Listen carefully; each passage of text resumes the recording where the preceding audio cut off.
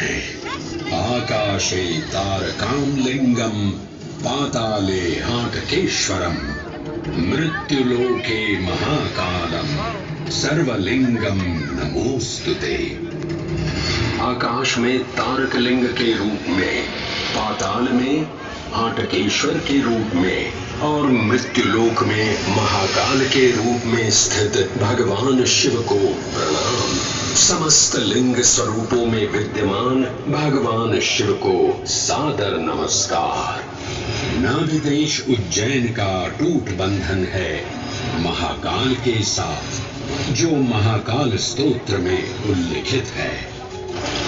उज्जयिन्यां महाकालम महाकालेश्वरम हरम महाकालम महायोगिनम नमामि पार्वती पतिम।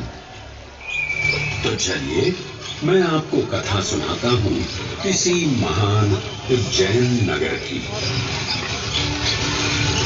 उज्जैन, जिसे संस्कृत साहित्य में अवंतिका, विशाला, कुशस्थली, पद्मावती, कनकश्रृंगा, स्वर्णश्रृंगा, प्रतिकल्पा, कुमुदवती और अमरावती के नाम से पुकारा गया।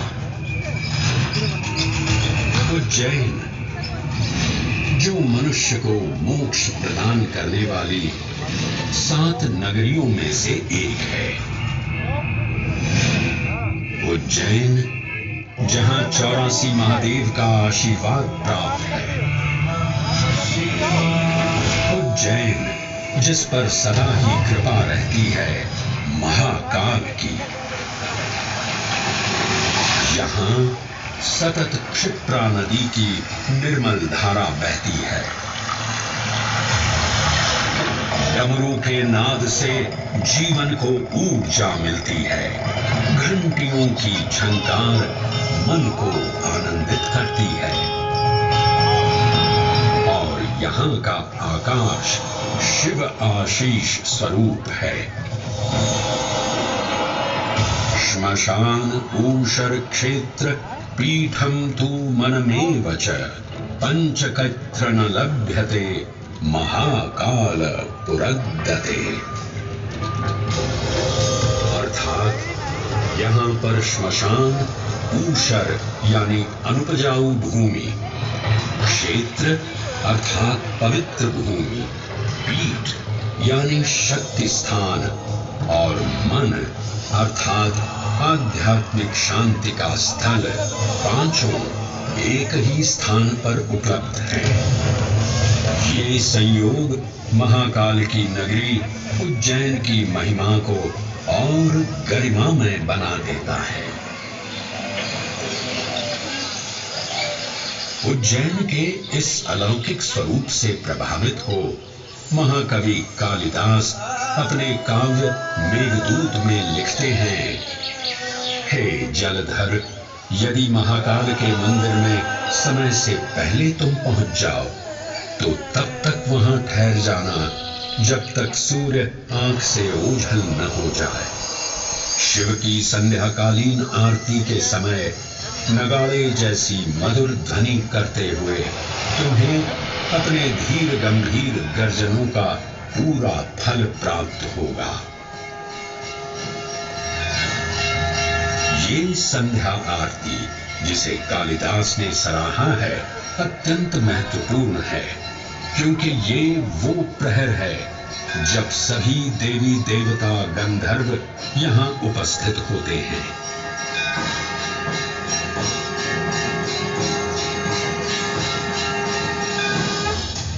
उज्जैन की महिमा अद्वितीय है।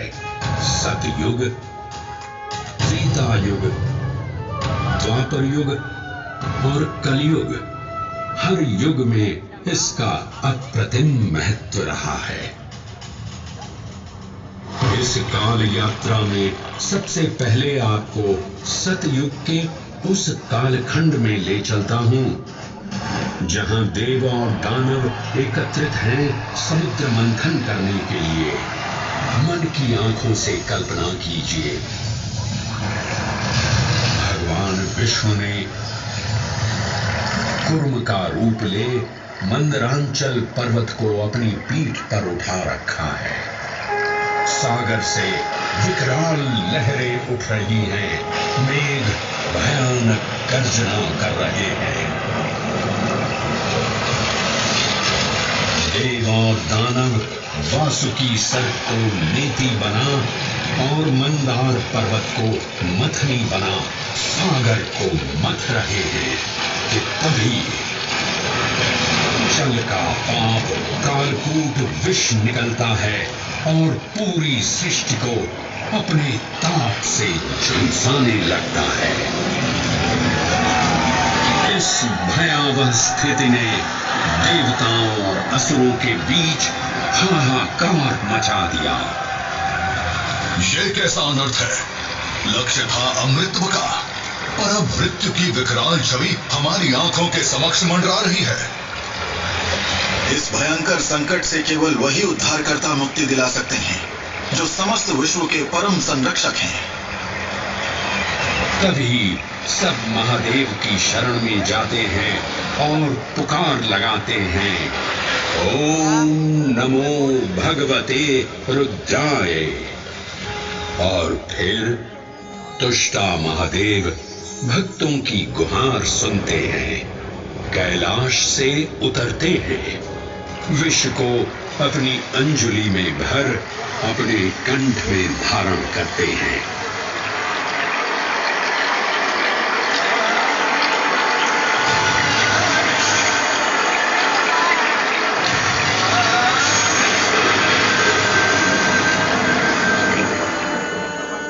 अंततो गत्वा सागर मंथन से अमृत कलश प्रकट होता है। जैसे ही अमृत प्रकट हुआ, दानवों ने इसे केवल अपने आधिपत्य में लेने की आकांक्षा प्रकट की और संघर्ष छिड़ गया। आज यदि हम इस अमृत को प्राप्त कर सकें तो हम देवताओं पर हमेशा के लिए प्रभुत्व स्थापित कर पाएंगे। अमृत अपात्र हाथों में ना जा पाए, क्योंकि ये अपनी शक्ति का असीम दुरुपयोग करेंगे। इस अराजकता के परिणाम स्वरूप अमृत की कुछ बूंदें छलकी और पृथ्वी तक पहुंच गई। 4 स्थलों पर स्पर्श हुआ इन बूंदों का, हरिद्वार, प्रयागराज, नासिक और उज्जैन। अमृत की इन्हीं बूंदों के कारण उज्जैन में हर 12 वर्ष पर कुंभ सिंहस्थ मेले का आयोजन होता है। भगवान शिव की लीला देखिए, लोक कल्याण के लिए स्वयं विषपान किया और अपनी नगरी पर अमृत वर्षा करवाई। अमृत की पावन बूंदों से अभिसिंचित ये दिव्य उज्जैन भूमि रामायण के पृष्ठों में भी सम्मिलित हुई।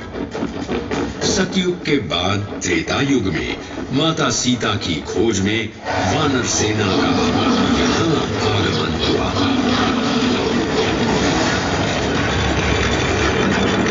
समय की इस यात्रा के माध्यम से अब प्रवेश करते हैं वाल्मीकि रामायण के किष्किंधा कांड में। जब वानर राजा सुग्रीव अपने यूथपतियों से सभी प्रमुख स्थानों पर जाने के लिए कहते हैं और उन्हें अवंती नगर यानी उज्जैन जाने का आदेश भी देते हैं।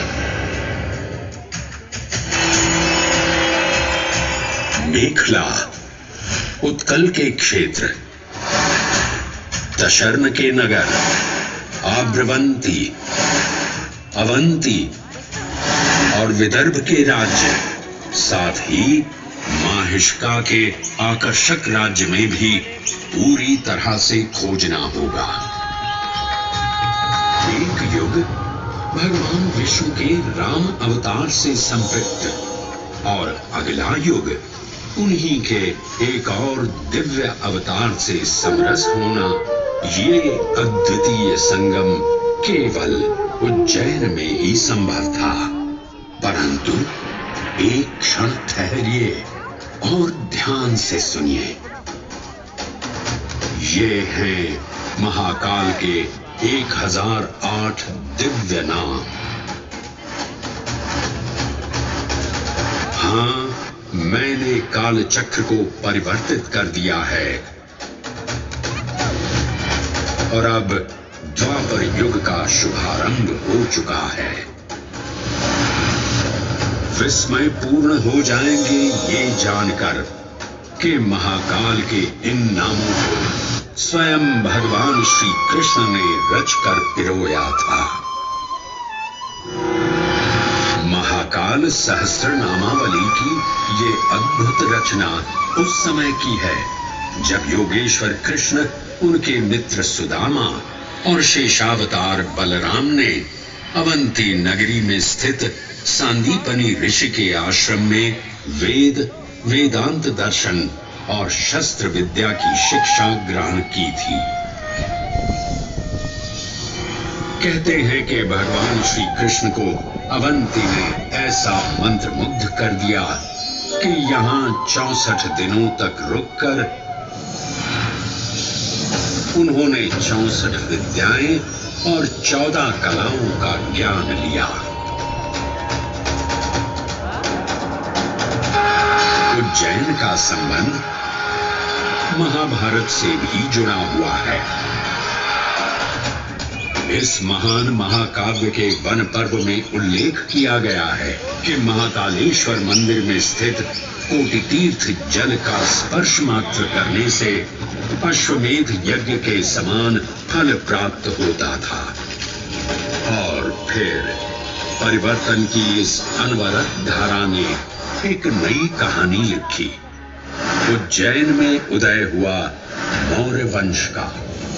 सम्राट बिंदुसार ने अपने पुत्र अशोक को उज्जैन का राज्यपाल बनाया और समय के साथ अशोक के शासनकाल में धर्म का विस्तार हुआ। मौर्य वंश के पश्चात विभिन्न राजवंशों, सम्राटों और नरेशों ने उज्जैन की सेवा की। उनमें से प्रमुख मालवागण और फिर गुप्त वंश ने यहां राज कर इसके वैभव में वृद्धि की। उज्जैन ने अपने भव्य तेज से जहां महात्माओं और शासकों को आकर्षित किया, वहीं इस नगर पर आतताइयों की दृष्टि भी पड़ी।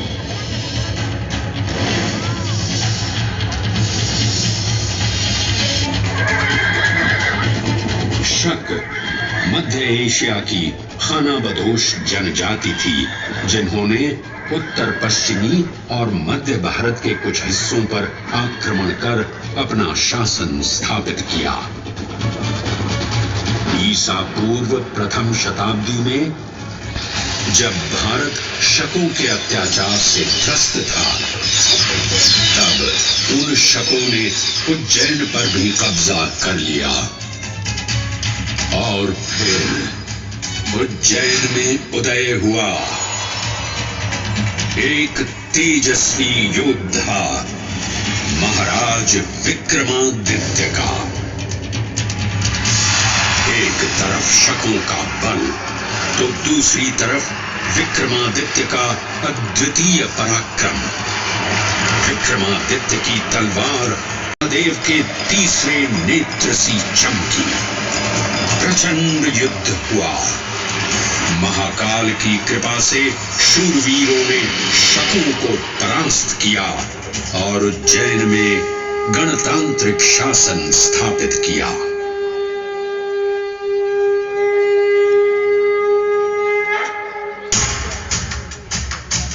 इन्हीं महाबली विक्रमादित्य की राज्यसभा महाकाल मंदिर में ही प्रतिष्ठापित थी।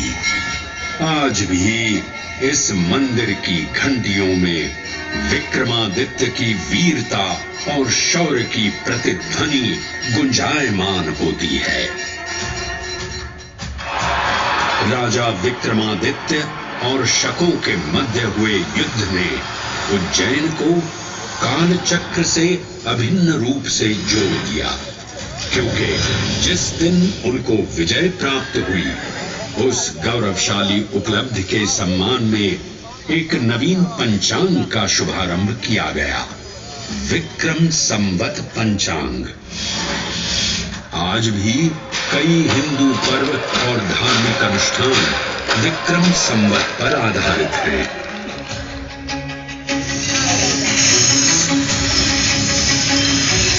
पृथ्वी की भौगोलिक कर्क रेखा इस पावन उज्जैन भूमि से होकर गुजरती है। लगभग 300 वर्ष पूर्व उज्जैन विश्व समय का प्रमुख संदर्भ बिंदु था।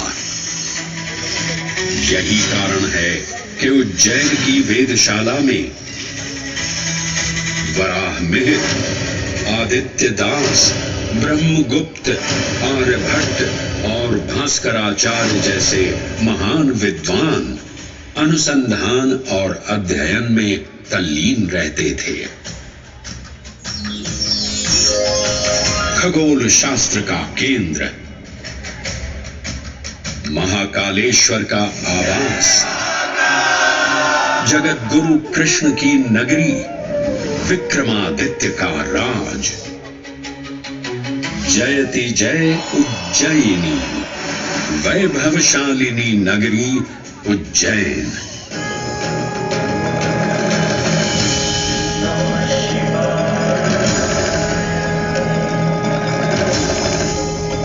श्वासों को शिव मंत्र से अलंकृत कर, मन को भाव की गंगा से निर्मल कर, जो भी उज्जैन में महादेव की शरण लेता है उसका कल्याण होना निश्चित है। आज सुनी सबने गाथा महाकाल की, दर्शन जिनके दुर्लभ हैं, नमन करे जिन्हें काल भी, चरण में जिनके है बसा। ये समस्त संसार कभी नहीं देखा होगा धरती पर ऐसा चमत्कार।